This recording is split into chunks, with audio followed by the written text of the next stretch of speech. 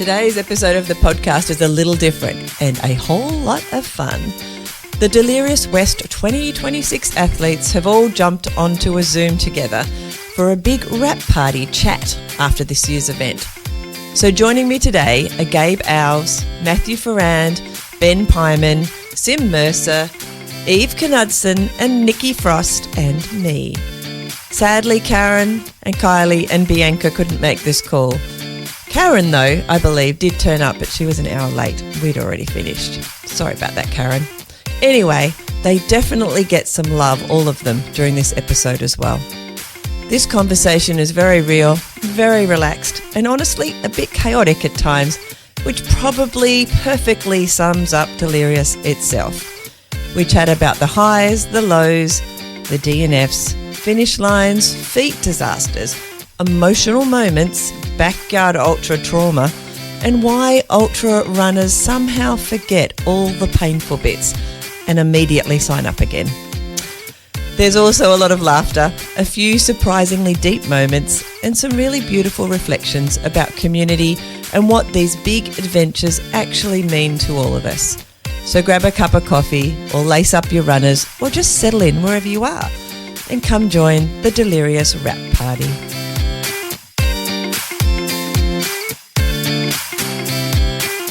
Today on the ZenRUN Podcast, I'm super excited to do something a little bit different. I've only done this one time before. I'm not sure if it even worked then, but it was fun. So we decided to do it again. All of my Delirious buddies have jumped onto the podcast together like a Brady Bunch. I'm looking at all their little screens on the Zoom, or their little faces on the Zoom screen. And we're going to try and have a chat where we try and talk over each other as much as possible. You'll probably have no idea. We'll love it because we can see each other's faces and we'll be laughing. But everyone else will probably find this weird. But we don't, because we're excited to see each other again, because it's been, 3 weeks maybe? 2 weeks, 3 weeks? At least 3. At least 3. Mm-hmm. All right. Well, let's start with Eve, because I just saw that Matthew's, it's 5 a.m. in Britain, and I just saw him yawn very large. So we're going to give him a couple of minutes to really wake up. So we'll go to Eve first. Eve, we've got your episode coming up. Once yes. we record it, as we pointed out a minute ago. Give us a little potted version. Obviously, we don't want to go through everything, but just like what was your highlights and lowlights? Because everyone's got their own individual episodes. So we don't need to do it beat by beat. Yeah. Highlight finishing, low light running. I honestly, I'll talk about this more when we catch up individually, but I found this so much harder than when I did the 200s. I don't know what it was.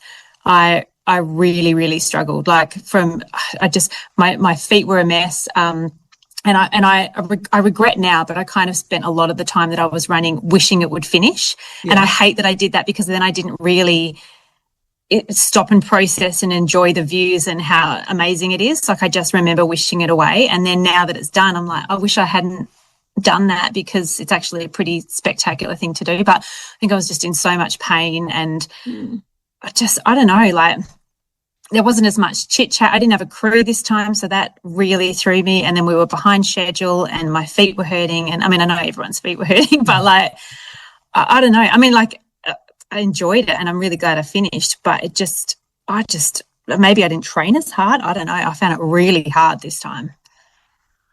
So, anyone else say that they found it really hard this time? Anyone who's done it before, I should say. There was a saying, I think John told me, he goes, the best thing about ultras are the start and the finish, and that little bit in the middle, that's just the really shitty bit that you've got to deal with. Yeah. Otherwise, the start and the finish is amazing. Yep, agree. But, there could be other things that we could do where there's a start and a finish, but this thing that we do goes for days. So why do we choose something that goes for days? The middle bit is very long, isn't it, in an ultra? Exactly. You know what I think it is with 100 though as well? It's like with 200, you start and then you settle in and you go, right, this is what I'm doing for the next 3 or 4 days. Whereas 100, I don't know, because I hadn't done 100 before, I optimistically thought with such a short time frame, it'll just be over. But it's not a short time. It still took me 50 hours. So I think I just wasn't mentally prepared for it being, I just maybe arrogantly thought it was going to be so much easier, and it really wasn't. So I think that's maybe my downfall, but yeah, I mean, we finished and I'm happy with the time, and I did shoey at the end. So, that's a big tick.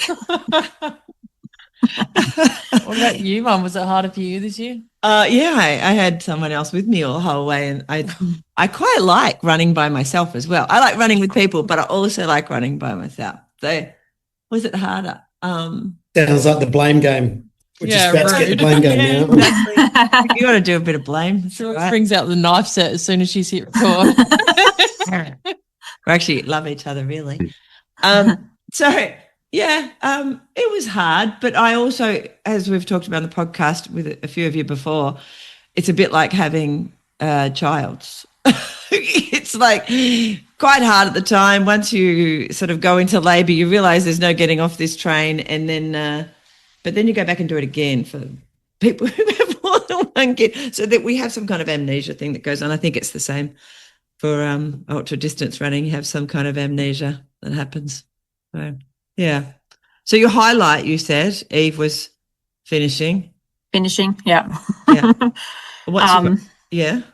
Oh, yeah, I don't know. I can't get out of my head how hard it was. Like, and maybe I did also think 200 was hard when I did that, and I just forgot about it. But I don't know. Like, we got lost. Like, this first time I've had to call race control because we got lost, and ridiculously, I've done it twice before. So how I got lost, I don't know. But I mean, maybe we were just fatigued and yeah. Yeah. And then I didn't sleep enough. So I planned to sleep at Lowlands, but then there was at Nullakai, then there was no beds. So then I went to Lowlands, and then I couldn't sleep because I was too sore. So I think in 50 hours I slept 10 minutes. So ow. Yeah. So that really messed with my emotions as well. So I was like crying a lot and just wishing it was over, which is, I regret now. But you feel how you feel, right? Like, I can't control that in the moment. Like, I just, and I had good company the whole time. I ran with Brian. I got really emotional at Jeff's tree at the end. I found that really hard, actually. But pretty chuffed to finished. So, and you did it. Yeah. Yep. Yay. Yeah. Well, I don't want to ask you too much because I don't know all the answers to those things because we haven't had our chat yet. So I want to dig into some of those. Yeah, that's fine. We'll chat next week. That's going to be, because I had all these questions. I thought, no, stop. It's not the Eve and Michelle show right now. No. And Ben, all right, highs and lows. I think and we did sort of cover this in our chat. So, to summarise briefly, my mate Nancy, who also came over, who every other day of the week is thoroughly a better runner than me. Sort of lost her at the start after conspicuous, and just saw her on a couple of changeovers and out and backs and whatnot, but didn't see her at all. And then I just really started hitting my straps coming into Shazza, and I was feeling amazing, and I'm ready to run all the way home. And there was Nancy sitting in there with both wheels off on the ground, not looking fantastic. And I made the choice then and there to say, all the best, my very good friend. I'm running for a time, and I'll see you at the end. And if looks could kill, which I just put down to her being very tired, and probably the blood sugars were down a bit. Yeah. That was honestly really hard to run off on a mate who any other day of the week I would have sat with, picked her up, help her get going. That was really tough, and I carried that guilt all the way to the end. Until then, we'd had a chat after she finished, and I was just like, are we cool? Are we not cool? And she was fine by then, but I was sweating that all the way. That was the hardest bit. I mean, best bit, I do love the terrain of Monkey Rocks, and it just suits me better, and it was nice to get the hips moving again. But I can't go past the last section from Shaz's to the finish when it just opened up for me, and I'm running again and feeling amazing. And that was really something, absolute highlight. I mean, other than that, as I always say, seeing all my people, just being there in a group that gets you and you get them, and you're on the same page, these faces that I see on Facebook, twice a week, and then, but only get to hang out with now and then. It's just so amazing being there with a group of people like this. So really, that's really the highlight. That is true. I agree with that. All right, Matthew, have you stopped yawning? I think so. Excellent. We'll We'll see about that. No one can see it if they're on the podcast, so that's okay. I can know, and it's catching, like if you start yawning, I'm going to start yawning. Then we'll all be yawning. All right, how about your highs and lows, Matthew? My highs, I got a couple of highs that stand out to me. One, there's a little section of glade, of beautiful forest on the way to Lights Beach before Monkey Rocks. I think technically if you follow the Gaia, you skip it, but the Bibbulmun track actually goes around this U shape, and it's just the most magical place. It's all undercover, and it feels like there's streams near you, and it was a lovely, lovely little 10-minute section of the course. So I absolutely love that. I love the distraction of seeing two whales from the top of the cliff on the way through the wind turbines, because I was thoroughly bored of the wind turbines by that stage. So that just gave me something to keep looking for. As I got closer to the cliff edge, time and time again, I could look down and try and find these whales that were down there. So that was lovely. The lows, oddly enough, they're going to be psychological lows for me, but it was coming in to Broke Inlet Road when I was having my first struggle as such. And if you look at the comparison for the whole race, this is nothing. Like this is a minor little hiccup, but at the time it felt like a major issue. And it was just like getting slower and slower and slower, and thinking, look, I'm seriously out of my depth here. Should I really be doing this? Have I trained enough? People are just marching straight past me on the track, and I can't even walk to keep up with them. I'm going to have an embarrassing conversation on a podcast that I managed 70 or 80K and pulled out.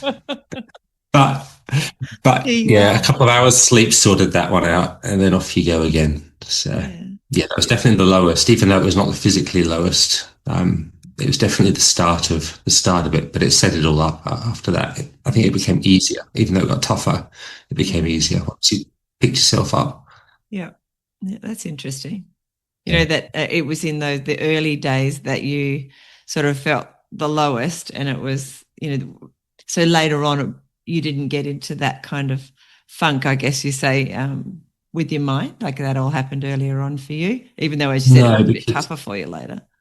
I think for me, I really genuinely felt like the next aid station was the end, at least 2 or 3 times. Like I completely believed that I was going to be finishing early, and somehow you just get yourself back out again. But yeah, I was very much on the one aid station at a time, and let's just get to the next one where there's a phone signal and I can phone up to be picked up. And yet there was either no phone signal, or you just talk to the volunteer or a runner, or you just decide, I'll just do one more just because it's easy. Just one more. Yeah, there you go. Awesome. Well, thank you, Matthew. I know you're hanging out with your dad a fair bit in that second half, because we weren't actually running anymore. Nicola and I, we got to see, the emotions he was having with your ups and downs too, which was really, fun and not fun at the same time. It was fun when you were doing well, and not so fun when you weren't doing so well. But your dad was very, very, very proud of you, as you know. We talked about that on your episode. Sym, highs and lows. Hello. I don't know. Excellent.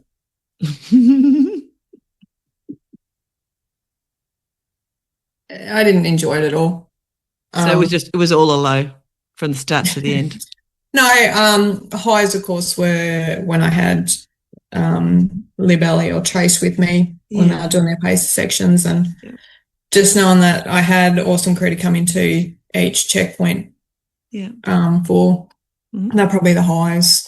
Probably about the only really spectacular part that I enjoyed was when we come across the nudist beach. We hit there on sunset, and the cloud had cleared, and it was a pretty spectacular sunset. So we took a minute to enjoy that. So many things I was going to say then. Yeah, same. Luckily, it was cold and there was nobody out. And we're out, we're fully clothed. So I just want to clarify. Well, the ones we've seen were fully clothed, okay. Where was the nudist beach? Then you go, there was a spectacular, and then I'm like, what are you about to say?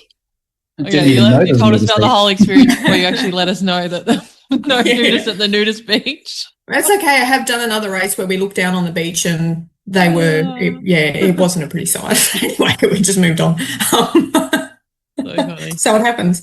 But yeah, no, just probably the lows were just, kind of just wasn't great. But yeah, got it done. And it was awesome to meet my whole entire crew at that 4K mark. They probably won't say it was great, but it was great for me, but it wasn't great for them because they had to listen to me very vocally voice my opinion of how shit this last 4K was. At least you got to share the shit bit with them. That's exactly right. But no, I got it done. And of course, it's always good to catch up with the WA crew. So Well, I got to catch up with Libby this weekend. It was lovely. I saw her twice. And Duke. I had never met Duke in person. So although I've had him on the podcast and chatted a lot with it was really nice to catch up with him too. So it was awesome. All right. Thank you for that, Sym. Gabe, highs and lows. Well, I think the high was definitely finishing it finally. Third year. Through the whole event, that was always on my mind not to get to, I didn't want to disappoint myself again. And so I was really reluctant to go, yes, I've made it through the whole event. So, getting to the end was pretty spectacular, and, meeting different people at the end and all the support along the way was pretty, it was pretty amazing. From a lows, I think, I didn't really have low points along the way. The body went really well. Emotionally, I was pretty good. But when I had that issue with my left leg about 40 or 50 Ks in, where I had that tightness around, it was exactly the same as what took me out last year. There was a point in time, and I remember talking to Belinda about it, and she said, I thought we fixed this. And I went, well, me too. And it's like, this is way too soon for this to happen. Yeah. And I think this, when something happens so early in the race, and I think, Matthew, this is probably what was going through your head as well. You go, I've still got 250 or 300 kilometres to go. If I'm feeling like this now, how is that even possible? And I think that's what made it really hard. I think, and maybe Belinda even said this to me, well, it's all right. You've got 290 kilometres to get it right. So you've got no rush. You don't have to just keep working it through. You've got loads of time to get it all fixed up, which is how it panned out. But yeah, it's pretty tough, particularly early in the race when something hits you, and to be able to go, I need to be able to get past this because I have this mentally, this huge thing in front of me that I don't know how it's even if I'm in good condition, it's a hard thing to get over. So yeah, that was probably the toughest bit. And then as that started to recover and eventually disappeared completely, that was amazing. So, but yeah, definitely getting to the end and all the crazy support along the way was just wild. So I recommend if you wanted the best finish, you've got to DNF a couple of times first. And then it's way better than if you'd finished for the first time. Not planning to do it again. Let's hope for me yet then. That's right. You can do another one. You can have it. Yeah, just DNF again next year, Nikki, and then in the third year it makes it so much better. That's the magic formula. Just DNFing once is not a magic formula. Supposedly so. All right, Nick, what about you? Highs and lows? Oh, well, obvious low. I think we've just touched on it. The DNF is probably the low for me. We went through a lot of stuff, though, with you, deciding whether to DNF. We went in and out of that, because when I was feeling really crap and then we talked about it and then we were like, no, we can't do that. We won't do that. And actually, even when we were coming in and to the place where we did DNF, even though you were in so much pain, I was still trying to work out how we long were it would both continue. kind of like, we're going to go on from this. So I think for me, it was definitely the DNF. I feel like mentally I wasn't at all struggling. I didn't go into any hard place. And even physically, bar my feet, physically my body felt great. I didn't have any muscle aches or, just little niggles or anything, nothing like that. So I was quite fine and happy and actually really enjoying being out there, bar the pain I was experiencing with my feet. Mm-hmm. But I also remember, I think it was Broke Inlet or whatever the road was, where the first lot of, or the second lot of crew, but knowing that my heels had already gone and whatever else, and I did have some serious blisters at that point, just thinking what Gabe and that we were referring to earlier, like still got so far to go and this is not going to get any less painful. Obviously it wasn't at the point of severity at that point, but it was still, you know, not very far distance traveled for distance to come and some pretty gnarly heel blisters at that point. But I think highlight is obviously out there with yourself, Mum. Being able to experience it with your mum is pretty cool. I feel like it's probably once in a lifetime opportunity. I won't be doing it with my mum. Well, yeah, so I thought that was a pretty She hates running.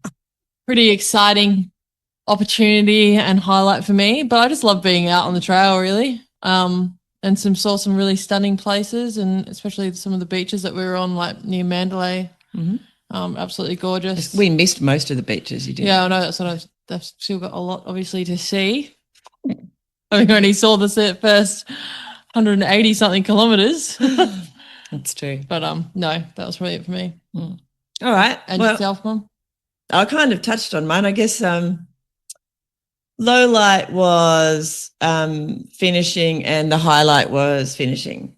It kind of felt like both. Like at the time, I think I would have explained this in mine when Ben kindly interviewed us, was that it was a bit of a relief when they said Nicola couldn't go on, or definitely shouldn't go on. She should pull out. And so my initial thing was, thank God I don't have to think of another reason why I can't go on. I just feel shit and not enjoying this is horrible, even though we'd got into a mindset by the time we got there that we would go on if she was able to.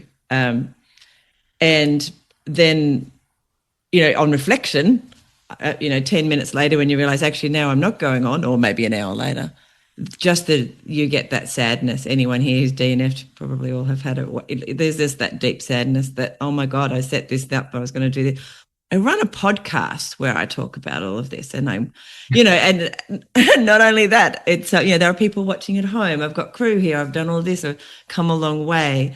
I really want this. I know what it feels like to get to the end. It feels amazing. That's what I want. I want to get there. So there was the sorrow for knowing that I wasn't going to get to do that. Not just that I wasn't going to get to do that with Nicola. So that it would have been really special to finish with her. The fact that I didn't, there was a lot of sorrow in that. But at the same time, there's something very bonding about having a failure together. Failure is probably not the right word, but having maybe for her. So she doesn't want to see me ever again. But so there is probably like I said, it was nice that if we had to finish it, we finished together when we did that. We DNF together. Nikki, I'm just curious, had you had issues with your feet in the past, or is that a new thing? Because never. How frustrating, right? That's why I was really irritated. People say, oh, well, you've never run that distance before, which I think, yes, 100% understand what you're saying, but my feet were torn up from, I remember them cutting into my feet, the taping, and telling Mum, I think before it even got to the first aid station, and then when we got to I don't know if it's Broke Inlet or not, but, it's 60, was it 60 odd Ks or so? It really wasn't that far. I've definitely done those distances before and not had these issues. So, it was from really early on too. So I'm just not really sure if it was the taping, the actual running stride being completely different to what I would usually probably be doing, or shoes, socks. So I've got myself some creepers. I've got myself a new pair of trail runners. And I'm just going to be trialing and erroring and informing myself more and more and learning more and more as I can over the next while, I suppose, until. I was just thinking about like what Gabe said, like if you're feeling unwell, I really like being able to reframe it so that instead of going, I'm feeling low and it's only 60 Ks in, I've got all this to go, I'm feeling low, but hey, I've got all this distance to make it feel better. But that doesn't really apply to your feet though, because they are going to get worse as you go. Like if you're feeling sick, you go, okay, this will pass. I think your feet. I tried to escape it. I obviously ran ahead of Mum at one point to get them tended to. I'm not sure why that was obvious. Anyway. To try to get away from try to get them sorted out pain-wise with the taping in the feet and try to get something a bit more, I guess, sorted.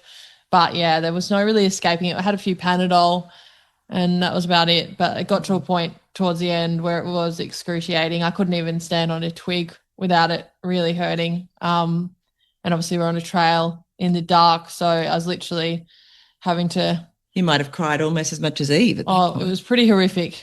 I doubt it. I cry a lot. But anyway, yeah, no, I haven't had those issues before, and now we'll do everything in my willpower and I guess ability to prevent having a reoccurrence. Yeah. So I wanted to ask you all, and I know we asked you this in your individual calls as well, but what's next? So Gabe, what's next? Well, I might just on the DNF thing. Sorry to go talk about the DNF.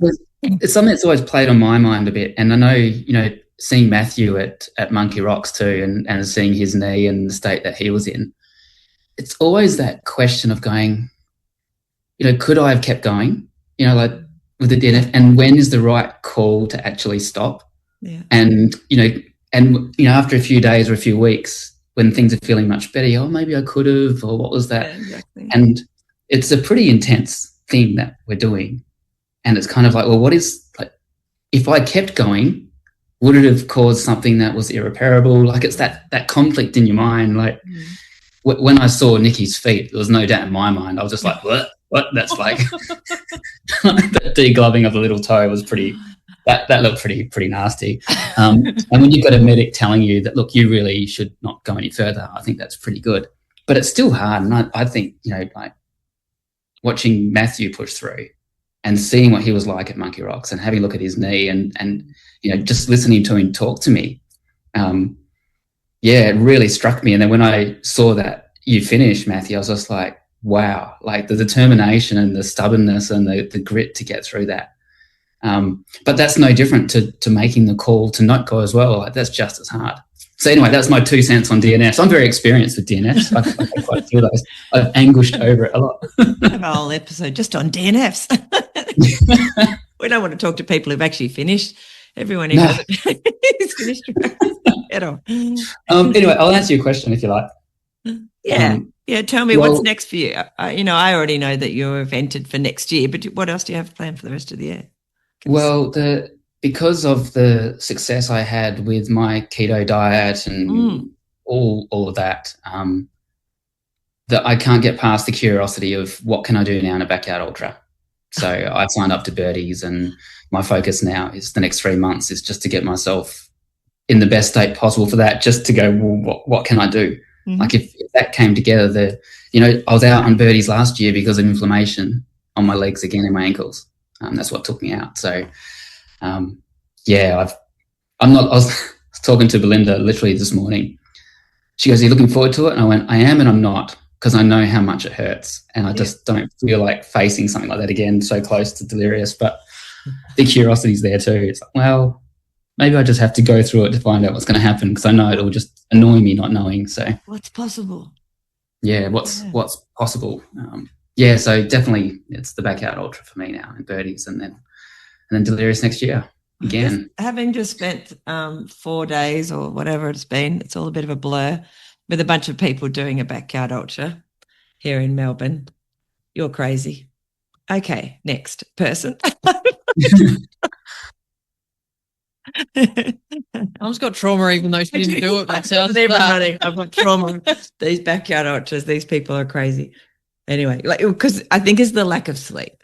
That's which we have to deal with in Delirious. However, in Delirious, you have a choice as to how much sleep you're going to, or going to try and get. I know it's not always easy, but you have a choice.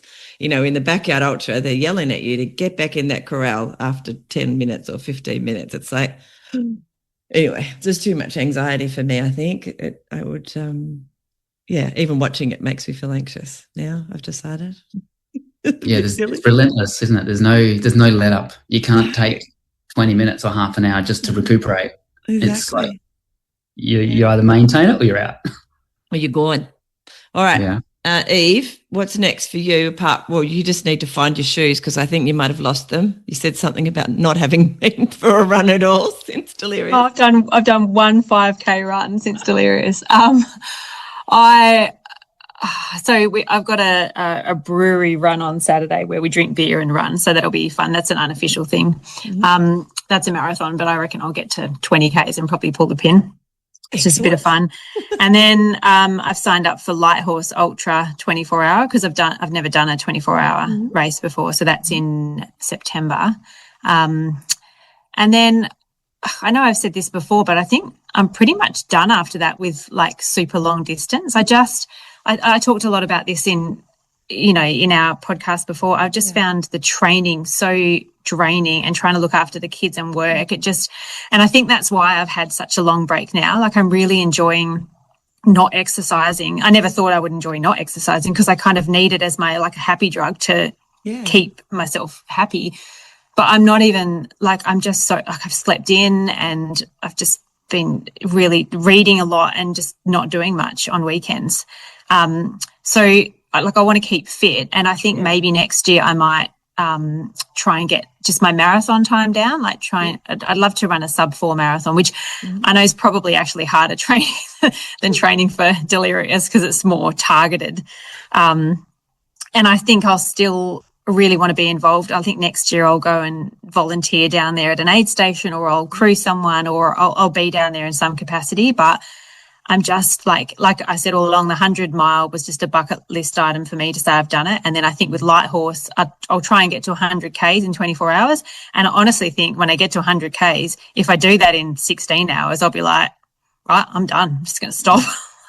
Because, again, it's just 100 Ks I want to get to. So, yeah, I wouldn't say I'm retiring, but, I think I'll still keep running, but just shorter distances after this year, and maybe go and do some destination marathons. And so, I mean, like it's all relative, isn't it? We're sitting here going, "Oh, just stick to marathons." That's still a really long way. But I just can't. I can't commit to like the training for these longer, and then the time off and the expense of going down there. Like it's so much, and my cup feels full now that I've done it 3 times. I don't think if I did it again, I wouldn't go faster. Yeah. And I don't really care about that. So, yeah, I'm done. Well, I would say rather than you're done, that it's just for the season. Like it's a season thing. Like we go through times in our lives. Sometimes it's marathon times, sometimes it's 5K times, sometimes it's ultra distance times or whatever. And especially with stuff that's going on in your life, nothing's static though. So, you and your kids are in a place right now. It feels like it's Groundhog Day every day, but you'll turn around in 10 years and you won't recognise it, won't look anything like what you do now in daily life. So, and then you might choose different things, Yeah. At that point. Yeah. Yeah, I might do. I feel really content now. I feel content that I finished. I feel content that I'm resting. Like I actually have zero guilt for not doing anything. And a couple of times I've gone on Strava and people are banging out 20K runs and stuff like a couple of weeks after Delirious, and I'm like, I'm not even going to compare myself to them. Like I've done nothing, and I'm perfectly happy with having done nothing for the first time in my life. Probably, like I'm always quite, I compare, and I should be doing more, and I should run, and I should be. But then I'm like, it's okay. I ran 100 miles. I can have a little rest. It's fine. You've got the T-shirt that says you did it, so you're good. Yeah, exactly. Yeah. So yeah, awesome. All right, Sym, what about you? What's next for you, young lady? Apart from finding the unmute button. So that's when you have 3 screens and you're doing something different. I know. I'm sitting here and I can see you're busy kind of working on the side. Nicola's got her computer on the side here as well. She's doing bits of work too. Anyway. That's what happens when you commit to having something done this afternoon. And you're not talking about this call. No. Anyway, apparently I got to work to pay for this lifestyle. It's rude, really. It is. What did you ask me? I asked you, what is next for you apart from finding the unmute button? It's been a long day. I'm heading up to Westmac next week to crew and pace for Lib while she does Westmac. Yes, she's so excited, by the way. Like I said, I Yeah. spoke to her. I am too. She's so excited. Can we get on this plane already? Yeah. And then I'll be heading over to Scotland in August to do Race Across Scotland, which is 215 mile. That sounds so much fun. So, are you excited about all those things, or mostly just because you don't have to work, or excited about the run? it's probably more because I don't have to work. No, I am excited. It's good. Just as much as you want it to hurry up, it's like, okay, I just need a couple more weeks, just do some more training. You know. Mind you, yeah, I mean, the training you did was the run. Like you have already done, a decent run this year, or you've done multiple. So that would be big races. Yeah. Yeah. So just trying to fit everything in between now and then. Yeah. Which is the story of my life, but that's all good. Do you know the vert in the race against Scotland, or running in race across Scotland, not against? I should, but because it must be quite. I think I asked you that in your, or I didn't ask you about the actual vert, but did say there it must be a bit, because it's quite a mountainous place. Yeah, because it's got a few raised flat sections. It does. So, some pointy up bits as well. So Trace would just be able to tell you off the top of her head, but I'm hopeless. Somebody use AI. Yeah. I'm just looking it up now. I think everyone's like, nobody can see this, of course, because this is only audio, but everyone's like tapping away. Let me, who can get it first? I'm not tapping. I just want you to know. 7,200. 7,200. How far is it? 215 miles. Is that right, Sym? Sure. 215 miles. Wow.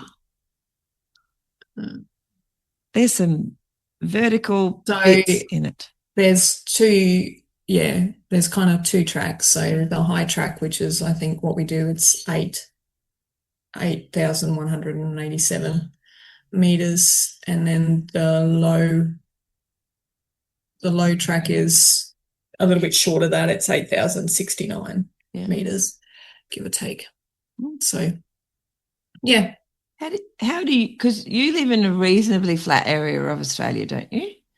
If my geography is correct. Yes. How do you train for that kind of vert when you live where you live? Travel. Go elsewhere. Go somewhere else and train. The good old stair stepper and 15% on the treadie at the gym. Yeah. It is what it is.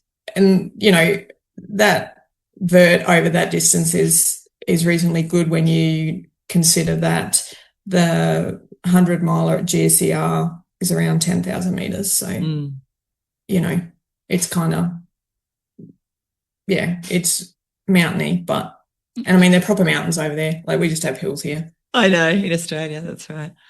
So, unless you get down into that country, that's why West Smack will be good. Yeah. Because at least you're along the range there. So, a lot of up and downs. Yeah. Well, what an adventure. That sounds amazing. It'll be good. I know you're going to enjoy that, especially the lack of work you have to do while you're doing all that. Yeah. Yep. It's my whole focus. I only run so I don't have to work. Exactly. For long periods of time. For long periods of time. Matthew, tell me, what's next for you? In the short term, just being able to get back to regular running would be lovely. I've just done a 6K so far since I got back. It took 2.5 weeks for my knee to de-swell. I thought you were going to say it took you 2.5 weeks to run 5K. And I was thinking, wow. Yeah, well, it certainly felt like it. But no, it wasn't a good run. I had really uncomfortable tendons, and then managed to somehow strain the other knee doing the 6K run. I need more rest. So, but in the phrase, I suppose the thing you're looking for here, the longer term, absolutely nothing on the horizon. Nothing at all. I've not booked anything. Have you and Eve been talking or something? No. I'm slightly different. I will do events. I just have no commitments. I think I've done 2 ultras this year already. My knee's clearly not doing anything for a couple of months yet. Yeah. Any serious thing. And I quite enjoy the break from training, to be honest. Trained for 6 months for this race, which is too much. But I'm looking forward to just being able to go out just on Sundays and maybe one midweek run if I feel like it, and just dial it right down and just run for pleasure for a while. But I have fished around and had a little look at ultras that take place in Suffolk, where we're moving to in a few months, just to see if there's anything interesting. And there's a few, 100Ks and the like around there that caught my interest, but they're for next year, not for this year. Yeah. I think I could possibly be persuaded to do a 50K in Dunwich, which is one I did the marathon last year. It goes right past my mother-in-law's caravan. It's easy one for me, and it starts close to where we're moving to. So if I felt like I could finish 50K, I'm not going to train that heavily, but if I feel like I'm that, otherwise I might see if I can drop myself in as a volunteer on one of these longer 100-milers down south here or up in Suffolk, and just get myself some credit and a bit of time just supporting other people this year. But I don't intend to actually do anything competitive or serious until next spring. Fair enough. You're going to take what is it? It's actually summer, isn't it? Because we're coming up to winter. You're going to take your summer off. I am going to take it off. Because you'd rather run in the rain and the drizzle of London, which it's all right. It's probably better running conditions anyway. All right, Ben. Hey. I think training wise, the sort of the breakthrough I made in the year up, well, more so the 6 months up to Delirious, was getting onto a 4-day-a-week regular running cycle. Before then, I'd have a few penciled in, and I'd run more when I felt like it. Apart from my long run, that was always pretty consistent. But 3 could drop to 2. Some weeks it could be 1, and it was really up and down. So this last 6 months, 4 runs a week every week, and it was that consistency just did so much for me. I really want to bring that up to 5 runs a week now. So maybe not immediately, but over the coming months, I'll get into a 5-run-a-week cycle and really focus on the strength work. Distance-wise, I'm going to keep it all a lot shorter and do some puffing and get some more fitness running happening. Puffing running, that's right. Puffing running, there's a nice series of events, or a couple of series that overlap over the next 6 months nearly in Adelaide. So all shorter trail stuff. I'll do that. Probably won't do any road stuff, but just shorter trail events. Go out and have a good go at those. And then, the next thing firmly in my calendar is Delirious 200 next year. I may go and do the GPT 50K in the Grampians. That's November. I've always avoided events around that time of year or February, just because of the heat. You can rock up, it can be a 35-degree day. That still worries me, but I feel like maybe for a 50, I could go and give that a shot. So that's an option. Yeah. Fair enough. That sounds good. Yep. You might get it done before they heat you off. Yeah, that's it. They heated it off last year. Oh, is that what it's called? They did. It was brutal. Yeah. It was hard to follow from back here. It was real hot. So anyway, that's roughly what it's looking like for me. Just want to get back to that regular training and just get back on that regular cycle. Yeah. So the training for Delirious has, kick-started that kind of regular instance of training. I just saw the benefit of that consistency saw that I could actually do it and stick to it and make it work and fit it in and prioritize it around other things. So I want more of that. And to go back, obviously I want to be fitter and better going back into the 200 next year. So that's the motivation to get back on a really regular cycle and go back and do it all again, but just twice as far. I was going to say, but twice as far. Yeah, it's hard to imagine it's even a thing, right? You do a miler and it's like, oh my God. Well, I think a few people have brought up, not just here, but although Eve did say it as well, I do. I mean, I haven't actually done 100 mile, not as intentionally. Not officially, part of a DNF once. No, Yeah. I went 200 kilometers. Anyway, 200 miles easier than 100. Just that's saying. right. I think it is Yeah. because you don't just go flat out. At the running club, I introduced 2.5 kilometers for adults as well. We only had it for kids, so that any adult who wanted to, was like recovering from an injury, or just a parent who wanted to run where their kids were running, or just anybody who didn't want to run the 5 or up to 21 we raced, could do that instead. They had an option for a really short one. So on the odd occasion that I do the 2.5, it's so much harder than whatever the long course, we would call it the long course, was, because you just run faster. And like Eve kind of alluded to, she felt like, oh, it'll just be over quicker. And I think you do put a bit more effort in, perhaps, before you start crying too much, and it hurts. It hurts more. I think also you settle in, don't you? Like you go, right, this is how it is. And for me, it never got worse, the pain. Like I got to a certain level of uncomfortable, and then that didn't get worse. Yeah. So, and your body just accepts it. Whereas I think, 100, because it's shorter, you're like, oh, it'll be over soon. But it's not.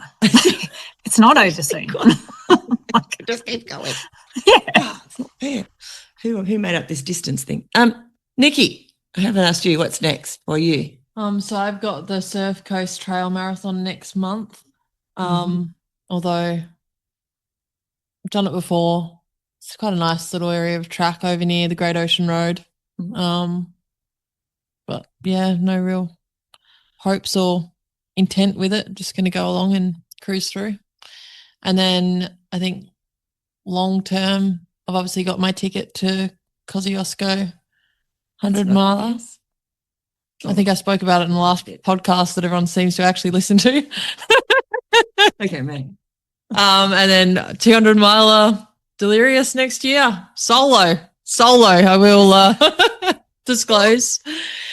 So when we were all in the corral, you go to the front and I'll go to the back, and we'll make sure we never see each other again until we get to the end. What do you think? Anyway, so that, and there's nothing, I've got a few things loosely in the calendar, but as I was just saying to Mum earlier, nothing's really exciting me too much around locally.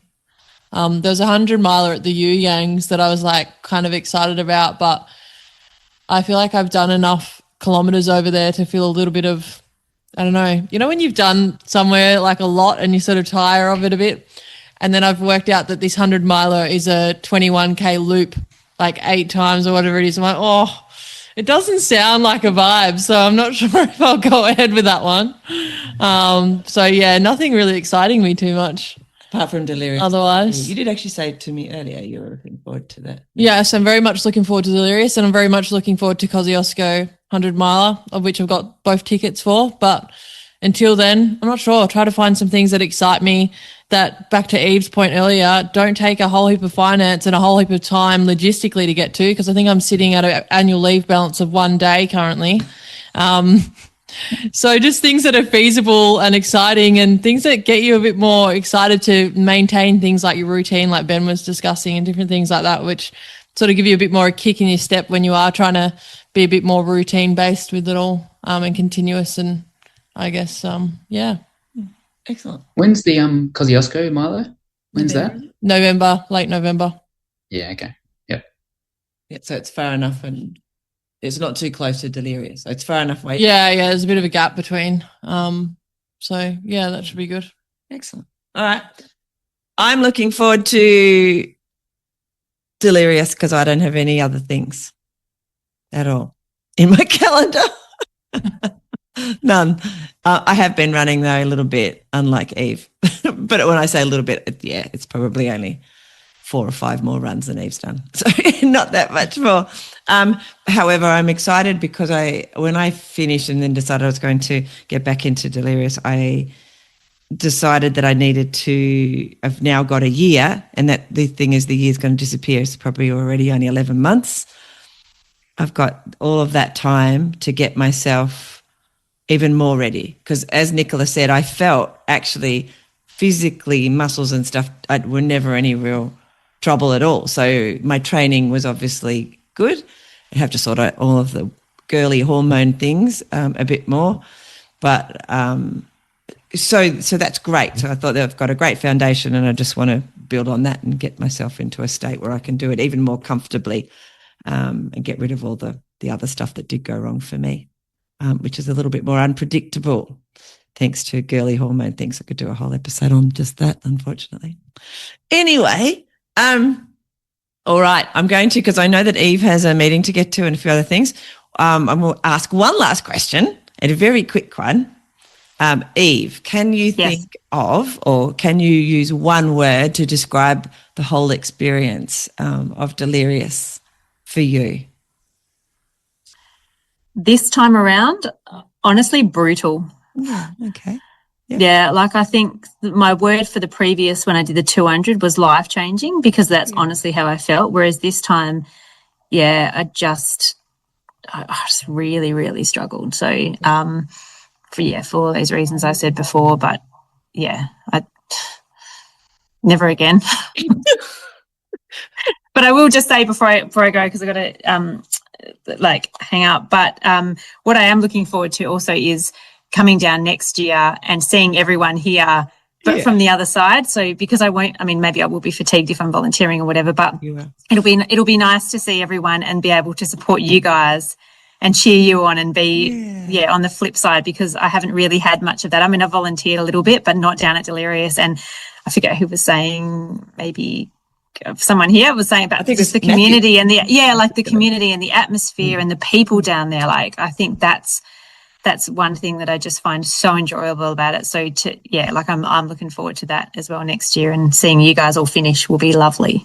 Yay. You'll be one of those people who go, no, you can't stop here. Sorry, but we're only here to help you get out the door, not stay. You're not allowed to stay. Yeah. Well, Eve, before you go, massive thank you for being part of it all. I'm looking forward to learning more about the disaster that was Delirious for you when we record it in a week or so. Something like that. Thank you for sharing, though. Really appreciate you sharing your journey with us, because it's the raw and the real that I think inspires other people to give it a go, because we're all just pretty normal people doing pretty extraordinary things. I'll also say that I think everyone on here and everyone who either DNF'd or finished, I think everyone's just pretty amazing. Like it's a tough thing to do, and we sometimes normalize it, but it's not like it's friggin' incredible. So and like we were saying, if you DNF, the call to do that is so hard. So I have so much admiration for anyone that makes that call. So well done, everyone. Well, thank you. Yeah. It's my pleasure. I'm not going to do it again, but thank you. Well, I hope not to. Who knows? Thank you, Eve, again. No thank worries. you for sharing. Appreciate it. No I'll talk worries. to you See soon. everyone. Bye. All right, Matthew, give me a word that would encapsulate Delirious for you. Gabe actually nailed this beautifully a little while ago, but it was it's determination for me. There's no other way. It was a long, multi-hundred kilometers of uncomfortable pain. So it's like, this could be my only 200. It may not be, but it could have been. It certainly felt like it at the time. That it's like, let's just go and go and go. And I wanted to be pulled out at the end. I wanted to be pulled out from injury or from not making a cutoff, not from me choosing to go. So I thought, let's just see. I'll risk long-term injury for the chance to finish. And luckily, the chance to finish came before the long-term injury. So. That's awesome. I love that word. That's fantastic. I think we can all relate to it from different parts of our adventure. Sym. It's such an ultra thing to say, isn't it? I will risk long-term injury to complete this. I should, before we go on. I didn't have those thoughts when they said, if you continue, you could possibly lose your toe. Maybe loss of a limb is the line too far. That's the. I remember sitting there thinking, I don't really want to lose my toe. What's wrong with my toe? Like them all. I don't think I want to lose that one. It wasn't on the list, actually. Maybe a few kilos here and there, but not the toe. That's not how you want to lose your kilos, right? I don't think your little toe weighs much anyway. So we are just on that very briefly about the damage that happens with running. That we had what we call a Melbourne Karen come up to the Melbourne Front Yard Ultra this weekend and have a chat with Nancy. Happened to get the brunt of this, Ben. Saying first of all she'd pulled down a bunch of the marking flagging that was there, and she said put it in a pile because she was sick of seeing it. So she'd pulled those down, and then she said, "And don't you know the research? You're damaging all of these people by making them go out and run these long distances. You're damaging all these people." So anyway, I thought that was interesting. People have these opinions, and they had to sort of say, well, there's all kinds of studies out there that say all kinds of things. So to be very, I love it when helpful people start demarking the event before you've got all the runners through it. At least with the backyard, most people should know where they're going by then. But yes, that's what you would hope. We often have unofficial demarkers that get out ahead of the race sometimes. A bit frustrating. Very helpful. All right, Sym, have you got a word to describe what Delirious was for you this year? Have you got the bleep button ready there, Michelle? I'm trying. Where is it? There it is. Up there. We'll just go beep at the same time. Oh, shit. I don't have to bleep that out. You can say shit. That's fine. Not what I really want to say, but no, it was shit. But it's done. Yeah. I tick it off and it's done. Yeah. Isn't it fascinating? Like, Sym, I watched your result, and when you came in at 1 a.m. on Sunday, and like you smashed the course, and then to hear it from your perspective of going, oh yeah, it was a shit race, and I'm going, man, like Sym just killed it. Like, that was phenomenal. 10 hours in front of me and 11 hours in front of Matt, whatever it was. Like, there's half a day ahead of us, and she's gone, that was the worst race ever. And I'm coming in half a day later, I'm going, yeah, what an awesome race, right? Isn't it so funny, the different perspective?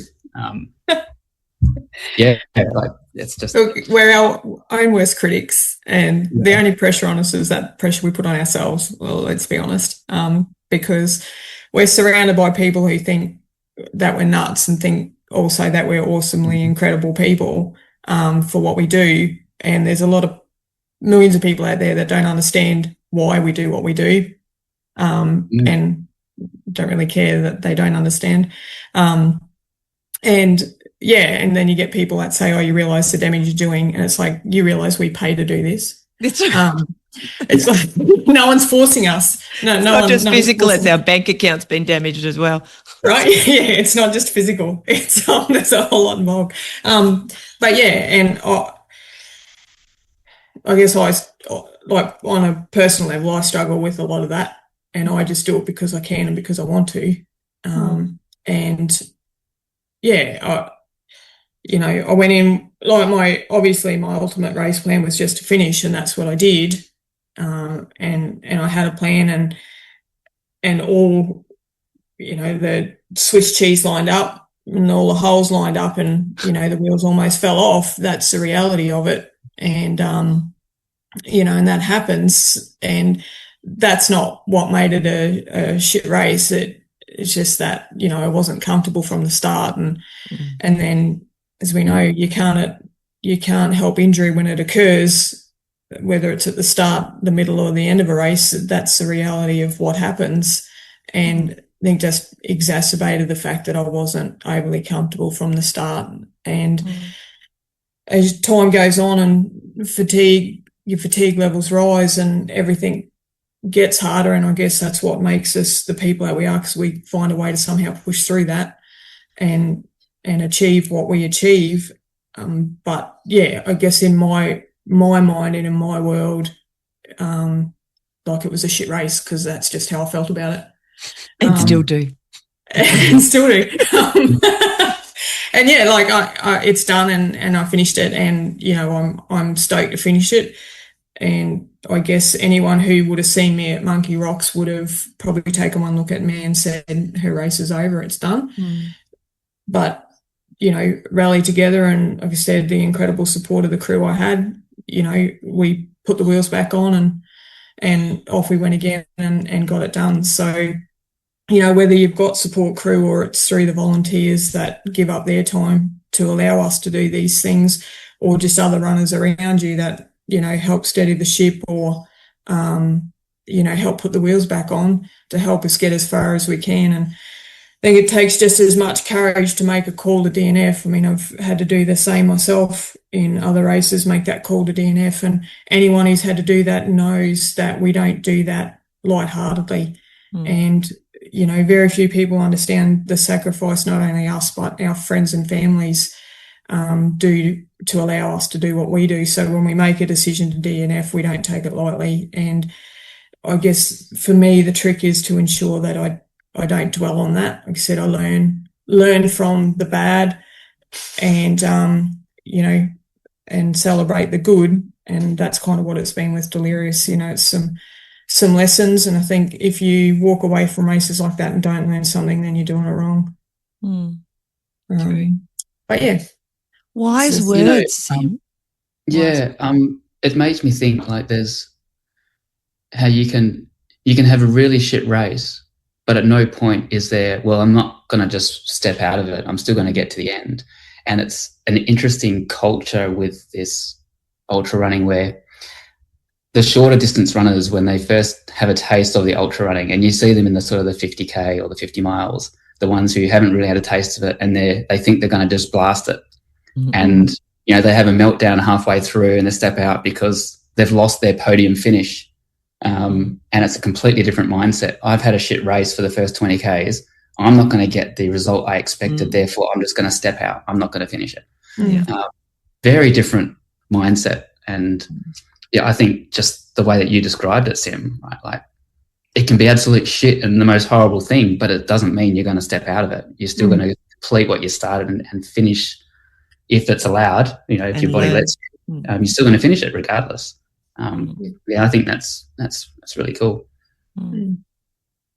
Thank you, Sym. That was awesome. Gabe, you were talking. You're unmuted. I haven't asked you yet, have I? No, mine's an easy one. It's relief. It has been, because there's been so much doubt, and I know I talked about it in my podcast as well about the conversations I've had with my doctor about whether that is the limitation. Like, have I reached it? And to be able to find that I can actually do it, that's just been the best. It's kind of opened up the world again of ultra running and reinvigorated my love of it. So, there's no limit now. Okay, my limit's been opened again. It hasn't been capped because of a physical limitation that I may or may not have had. So, relief, that's really the only word for me. I love that. It's a great word and it encapsulates so much. Ben? Limiting myself to one word has always been a challenge, and I wrote a few down, but I'm going to go with community. Ben, you just stole mine. Well, you better keep. I've got a few others on the list. Go on, mate, grab something else. Send her some of yours. She might like the other ones. I'll stick with community. I'm sure. Wait till I see you with that start line next year. Another take on it. Stole my word. I think, and you can say community. It's like the faces, the people, the Syms, the Darlene Dales, the Gabes, the people that everyone know, but just the broader community too. Everyone that comes together to make this happen, and even the community that doesn't come along. The husbands, the wives, the kids, the running partners, people that support us to do these things. The dot watchers. Dot watchers, send a message. I had people, I wasn't checking my phone during the race, but I had people sending me messages at key times and all of that. And it was just amazing. But to have all those moments with all those people, either as a group, the quote unquote community, but just those little moments with people on the trail or at checkpoints, people looking after you. It's just incredible. So that's the one I'm going to go with. And I hope that people don't see these communities, because I worry as a event facilitator sometimes that it looks really cliquey and that people, the community, it's so strong and you've got to sort of break your way in. And do people want to get involved? Do they want to volunteer because the community looks too strong? I hope to always keep it open and really accepting and loving of anyone that wants to step into it. That's sorry, Nikki, that's the one I've chosen to go with. But I'm sure you have a fresh take. You were very eloquent, Ben. So your turn, Nick. He really did steal mine. So maybe if we just go to But I Michelle, like shouldn't you go first, Michelle? And then we'll give Nikki Yeah, you go on. give her another minute. So just because so many people said Ben was so good at this interview thing, like he should have his own podcast. So now he's taken over and now he's telling me whether I should. What's going I'm on? all for it. One Ben. That mansplaining hole is so easy to step into. I'm constantly trying to avoid it, but there it is. I hadn't really thought about it weirdly because I was just busy listening to everyone else's. Purpose, though, I think that purpose is mine. So it's given me Delirious itself has given me a lot of purpose just in the last couple of years, and then this event and not going the way we planned, as I tried to explain a little bit earlier, has given me a real fire, like a purpose to go, like to train harder, not to just be, yes, I know I believe I could make it, but I want to do it well. Like I want to be stronger. So purpose, I just feel it's given me a bit of direction, purpose. That's 2 words, but purpose will do. Thank you, Ben. Beautiful. Nikki, you've had a long enough. I've already just thought to Google maybe something thesaurus for community, but Mum's caught me in the act. Oh, now I'm dropping the mic. Look, I think I'm going to say community as well if I can. It's illegal. Ben's just nodded his head and he's co-owner at this point. Ben needs his own podcast. No, I think it is community. I think that I went into Delirious quite naive, and I've come out definitely having learnt some lessons, as I think we all have in our own ways. But even just the aftermath of Delirious, but even during Delirious itself, during the event, the coming together of people, whether it's a competitor, whether it's a volunteer at an aid station somewhere, whether it's the family or the people back home watching the dots along the map on the tracking system. It's a coming togetherness, and I think there's something really beautiful with the people that have found themselves in this space. And I don't think it's got the clickiness that you sort of inquired about, Ben, but there's something beautiful in a world where something is so easily obtained now, when that's your daily life and everything at arm's reach, and the coming togetherness of people that are willing to put themselves in a place which isn't as comfortable and isn't as easy to be, and still takes a lot of sort of, I guess, grit, dedication, I guess, commitment to turn up and actually be there at the front line. And that's not just the people metaphorically at the front line, but also the families that are there ready to aid and, assist however they can at the aid stations, the volunteers at the aid stations, the whole slab, everyone. So I think it really is community for me. That's something I really walked away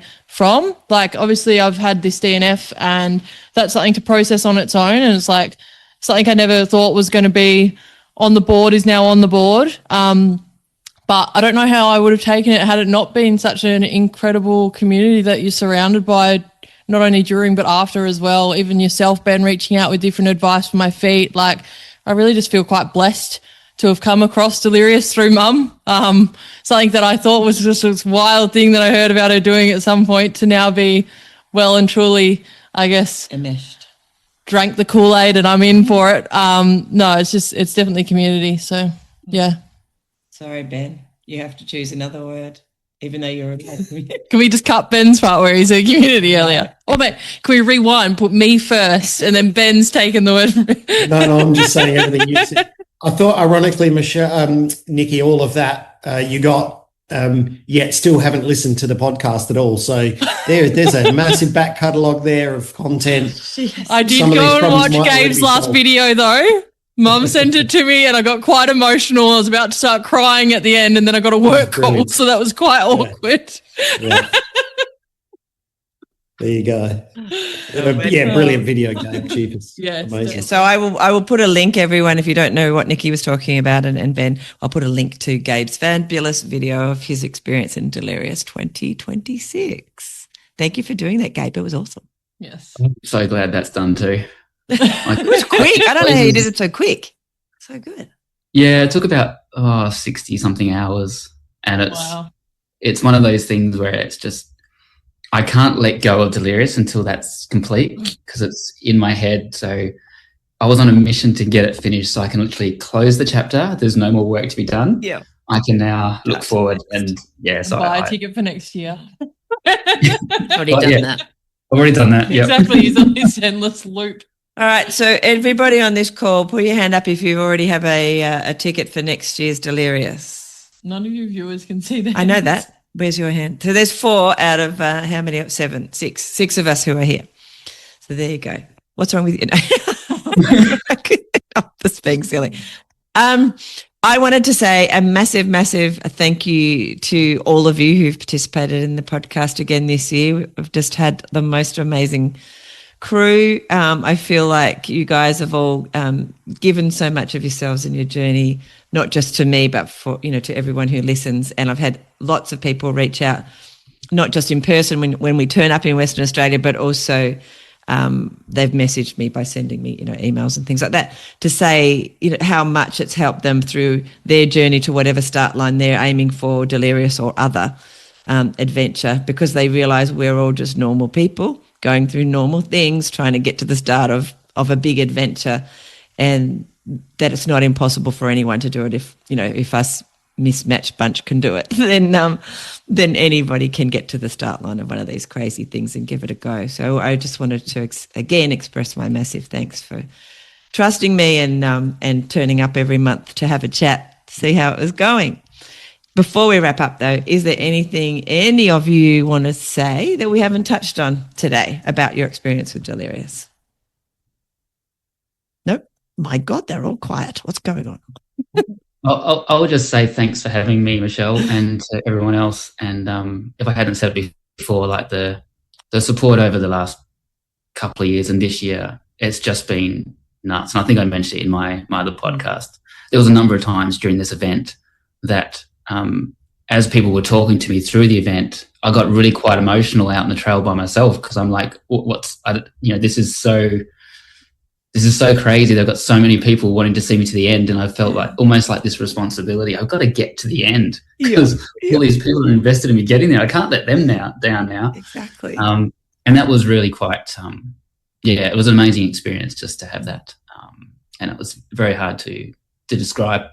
But yeah, thanks to everyone. I'm done now. I've finished it. Now I can be just a normal person who's going to go and try it again. I don't have the expectation anymore. Sure. Normal. Transferred it to me. Yes. My work here is done. That's right. You passed on the DNF button. Yes. But yeah, thanks, Michelle, for doing this. It was an experience. That was not shit. Go on. It's challenging. You're amazing on here. You've done so well and you've shared so well with such humour, and I just know everyone has loved listening to you, Sym, and every time we put the episode up, it's like, oh, I can't wait to listen to him. So it's been amazing. Thank you. I know when it's hard for you to do, just like Delirious, it's kind of a bit like doing Delirious or any other big adventure like that. If it's hard, it probably means you should give it a go. And you did. So well done. And you did great. Really good. You've been very, very entertaining. I've been very entertained. Anyone else have anything It's to only say? water. Oh, it's only water. Phew. Anyone else have anything to say before we go? I'm waiting because I know that, well, number one, Matthew's the furthest away, but is the quietest. But I thought he might have something to say because he's a long way away. I am the furthest away, and it's also breakfast time in the house, so I'm getting distracted. So. I do see that it's gotten light in your background there, Matthew, so the sun's obviously come up. Yeah, it's definitely. It's nice. It's a nice day outside, I'm sure. But now I will say I'm going to repeat what I had in my final interview with Michelle. But if it wasn't for this podcast, I probably wouldn't have taken part in the event. Full stop. Because the commitment to fly across the world. I know I have family who live relatively near the start line, but to do a miler is a different beast. And if I hadn't listened to other normal people, quote unquote normal people, take on this, talk about the training and their experiences, I don't think I could have been quite convinced enough to take it seriously. So thank you for hosting this space, because that got me over there, I think. Yeah, I love that. I think it was obviously very worthwhile for you as well, Matthew, because you made it to the end, and what an amazing experience you had. So anybody who wants to go listen to Matthew's wrap-up episode, you can hear all the details there. Yeah, Thank you for joining us. No, that's quite. I appreciate that, and I will say, even if you're not the fastest runner and you're not quick, the cutoff is still quite conservative and it's achievable. You could technically walk it, I think, if you really wanted to, but the race does cater for podium chasers and people who just want to push themselves and experience a beautiful landscape. So it does it all. And it feeds you as well along the way. Sure does. Which is awesome. All right, Ben, do you have any words? I've just said so much in the last 6 months. I think just a shout out to Karin and Kylie who couldn't make it on the call. I think and Bianca popped in, and Bianca. Yeah, that's right. So shout out to those three amazing ladies who are just awesome, inspired us along the way in previous years. Kylie with her awesome effort to come in hours ahead of me this year in the miler. What a gun runner. Another three awesome, beautiful people that are part of what we do here. And big special shout out to them. Thanks, Ben. I love that. Nicola, anything or nothing? You've had enough? No, just thanks to everyone and yourself, Mum, for the podcast. But I mean, to everyone who makes Delirious what it is. I mean, at the end of the day, it's a trail, and then it's all the people and the food at the aid stations that make it the event that it is. Pretty good. Actually, the one person we haven't mentioned is Sean Kessler. No, fuck him. He doesn't need a mention. No, he's got extra Ks in there that I was swearing black and blue at with my feet at certain points. So, nah. He gets plenty of mentions, just not ones. Who's that? Does anyone know who that is? Need to work on those aid station distances, don't we? Let's get a bit more accuracy in those. Yeah, who's doing the mapping of the course? Ben, maybe you take over next year. Look, I would say if you were running the GPS on your watch, it tells you exactly how far the next aid station is. But But then your watch will run out of power. That's what happened. And of course, you'll get the rest of the Ultra Series team. Jackie, Zoe, everyone else that makes it happen. I know we all point to Sean because without him we wouldn't have this. But there's a massive extended Kat, team that Astrid and then I mean if you start naming them, the problem is there's like hundreds, Billy, if you count all of the volunteers. That's it. Some work on this all year. The huge amount come together in the last few months. So please think of them all because it literally takes an army, doesn't it? It does, and most of them are volunteers. That little volunteer army. All right. Well, you guys are amazing. I hereby call the class of 2026 Delirious closed. So again, massive thank you from me. It's been a delight to get to know you all. I really enjoy these calls. So thank you and stay in touch. Thanks, Michelle. Thanks, guys. Good to see you all. Thank you. See ya. Hey.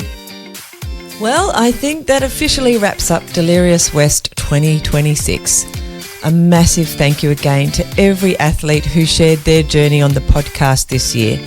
It's been such a privilege to follow along through all the training, the nerves, the highs, the lows, the tears, the laughter, the DNFs, and the finish lines. And thank you to all of you who are listening as well, the dot watchers and the message senders, the quiet supporters out there following these adventures from all around the world. You're a much bigger part of this community than you probably realise.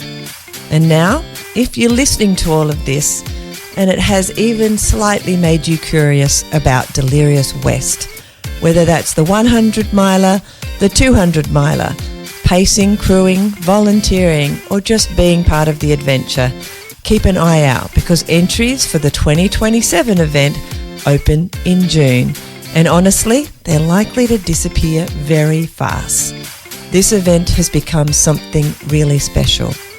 Until next time, keep moving, keep exploring, and remember, running doesn't have to be perfect to change your life.